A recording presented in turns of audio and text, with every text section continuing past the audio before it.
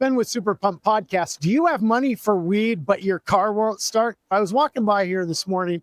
A guy came out of here and he had the biggest grin on his face. He was so happy. He had his bag of weed and went out to his car out here in the parking lot. Lo and behold, he got to the car over there in that lot and it went, gig, gig, gig, gig, gig, gig, gig, gig, gig, gig.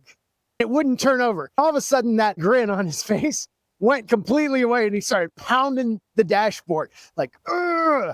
And he did it again.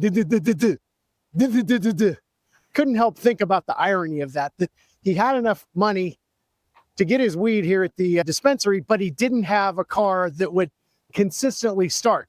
Many of us do this in our own way. I'm not putting any blame on this particular person. I began to think about how this was a vicious cycle. If you've ever had a beater car, it's very stressful because you're like, man, I don't know if my car is going to start. This is a bummer.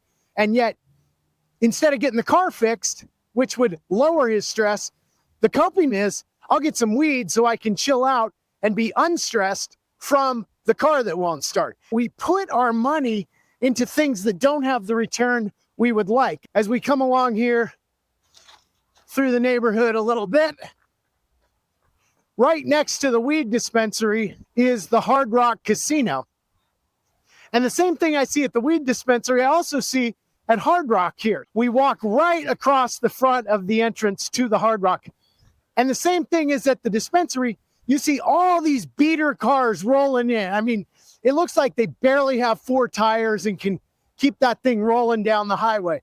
And yet they roll into the casino and they belly up to the slots or they go on the craps table and they try to make that last $20 or last $100, multiply it into something better. The reality is, if they would stay away from this place where the house always wins, and they would put that money into things that have a return on investment, their life would be much more super pumped. So as you think about your life, do you have money for weed, but your car won't start? Do you have money to go to the casino, but you can't pay your heating bill or get your groceries or any of those other things? If so, think about your priorities and think about which place to put your money is going to make you super pumped. And I think most of us know the answer. Thanks for joining me today. Check out superpump.com and hopefully your car starts today.